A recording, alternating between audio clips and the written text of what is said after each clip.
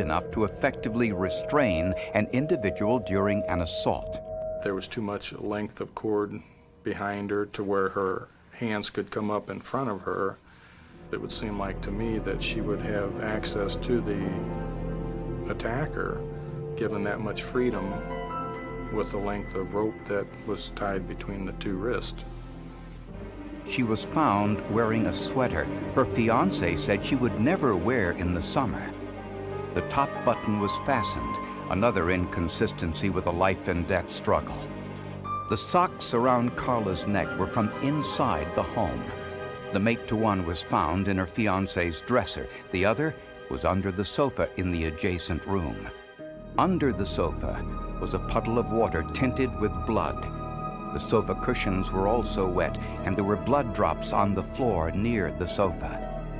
In the rafters was a coffee carafe from the kitchen. To homicide investigators, it looked as if the coffee carafe had been used to rinse blood from the sofa cushions. The attack occurred near the sofa, and the body was later moved into an adjacent room and placed into the barrel of water. The crime scene staging told investigators that the perpetrator spent a great deal of time inside the house after the murder. But who knew that Carla Brown was home and alone on the day of the murder? And who would have felt free to spend so much time in the home cleaning up and staging the scene? Police began their investigation with a close look at Carla Brown's fiancé. The autopsy report on Carla Brown indicated death by strangulation. Although she was found nude from the waist down, there were no signs of sexual assault. Investigators were convinced that the killer spent a great deal of time in the house after the murder staging the crime scene.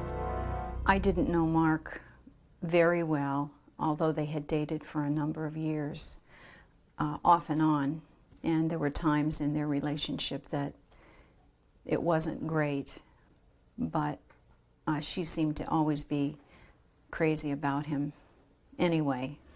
Police also questioned two neighbors who had been sitting in the yard next door on the day Carla and her fiancé were moving in. Hey, Carla. Carla Brown. I'm John Pranty. We went to school together. Remember me? Hi, how are you?